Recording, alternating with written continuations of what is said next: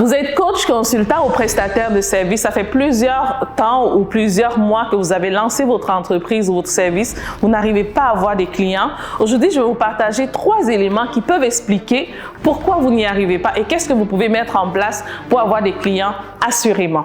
Mon nom est Bernadetta, stratège d'affaires. Je vous invite le 29 juin au Centre des congrès de Québec où on va faire le colloque international sur l'entrepreneuriat et le leadership sur le thème « Il est temps de prendre sa place ». Nous aurons des gens inspirants, des entrepreneurs et des leaders de cette société qui ont atteint un niveau, qui ont de l'expérience, qui vont vous partager comment passer à l'action, comment prendre sa place dans chaque secteur que vous êtes, que ce soit en entrepreneuriat ou en leadership. Donc, on s'y retrouve le 29 juin au Centre des congrès.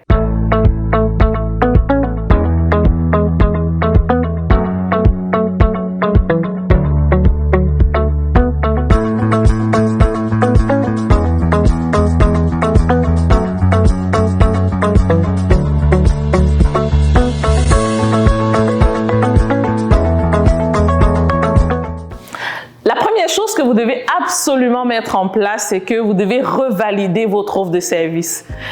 Je l'ai dit dans une des vidéos, c'est encore incroyable à quel point les gens veulent lancer des services comme coach, comme consultant, prestataire de services. Et c'est encore incroyable à quel point la dimension pratico-pratique, vous offrez quoi exactement et comment vous l'offrez n'est pas clair. Et c'est l'un des piliers les plus importants qui empêche énormément de coachs, de consultants ou de prestataires de services à avoir des clients. Ce n'est pas seulement le marketing. Quand on vous demande pratico-pratique, qu'est-ce que vous offrez? Comment vous l'offrez? Quel est le processus par lequel vos clients vont passer pour avoir justement les résultats? Quels sont les résultats attendus de ce que vous offrez? Vous devez avoir une clarté de ces informations-là, aussi claire que ça, et ça va vous permettre de pouvoir vous sécuriser, de pouvoir aborder les clients plus facilement, de savoir à qui vendre, et donc ça introduit un peu le deuxième élément pour lequel vous n'arrivez toujours pas à avoir des clients. Le deuxième point qui vous empêche d'avoir des clients, c'est vraiment la clarification de votre client cible. Imaginez que vous avez quelque chose d'important où vous voulez viser vraiment une cible, vous lancez des pièces sans savoir où vous lancez, il y a de fortes chances que ça ne porte pas de résultats. C'est la même chose justement pour les personnes qui offrent des services de coach et de consultant. Aujourd'hui, on a une panoplie de services dans ce sens-là, mais plus vous n'aurez pas clarifié vraiment à qui je m'adresse. Et quand on parle d'à qui je m'adresse, c'est peu importe, même si j'offre des services de photographie, je veux offrir mes services spécialement à qui? Qui a besoin de mes services? Avec qui je sais que je peux avoir des services de qualité, leur offrir quelque chose que j'aime et qui peut leur apporter de la valeur. La même chose comme coach ou consultant.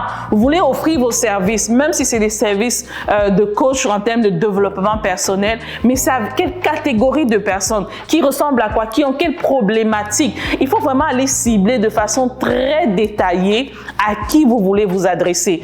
Vous ne pouvez pas vous adresser à tout le monde. Vous ne pouvez pas avoir tout le monde du moins en même temps. Surtout quand vous commencez, prenez le temps d'aller par petites niches, de dire ok, quel est mon ciblage précis et d'aller vraiment par la stratégie des conquérants que j'ai déjà expliqué. Donc c'est vraiment très important de pouvoir clarifier votre ciblage en termes d'âge, en termes de problématiques, en termes de territoire, en termes d'impact que vous voulez apporter, en termes aussi de ce que vous aimez en fait, parce qu'il faudrait que vous soyez à l'aise de donner votre offre de service quand vous l'offrez. Donc c'est vraiment important de pouvoir clarifier spécifiquement cet aspect-là et vous allez voir comment les clients vont commencer à affluer à vous.